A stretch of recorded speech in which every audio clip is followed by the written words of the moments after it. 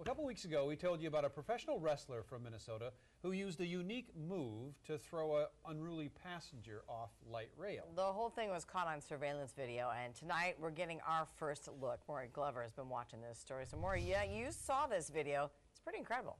Yeah, it's not something you see every day. Sean Daivari has worked with WWE and TNA Wrestling. But as you're about to see, his most interesting smackdown happened well outside the ring during a trip from the warehouse district to the airport on light rail. Over the years, Sean Daivari has developed a stranglehold on playing Middle Eastern bad guys in the wrestling ring.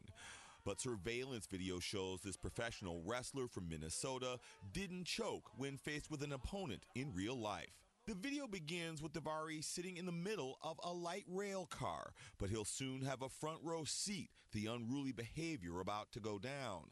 Daivari says the man with the backpack, Levin Blair, was already drunk and swearing at fellow passengers when Daivari got on board. But an already uncomfortable situation gets even worse when this man boards the train at the Metrodome and asks Blair to move so he can put his bicycle in the bike rack. Daivari says Blair starts hurling racial slurs at the man, so the passenger hits the emergency call button to get police. But Blair is less than thrilled when another passenger tells him to sit down and be quiet. And that's when he got in that passenger's face with the "I'll kill you, I'm going to kill you" and stuff like that. Daivari has had enough and uses a rear naked chokehold to bring Blair to the floor. For the next minute or so, Daivari puts Blair in a scissor hold, causing him to not only lose consciousness, but also control of his bladder.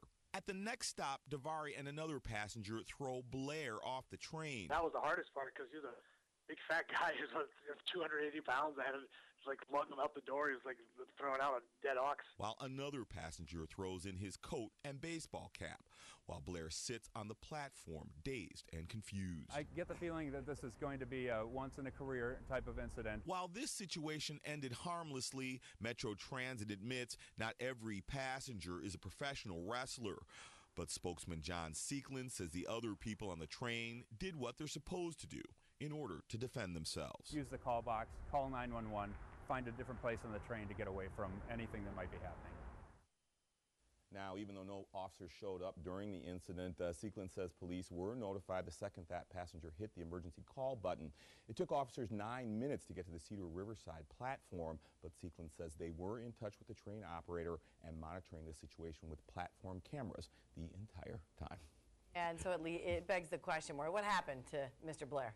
Well, police did catch up to him at the Lake Street station, but at first they thought he was the victim in this. They didn't know he was the aggressor.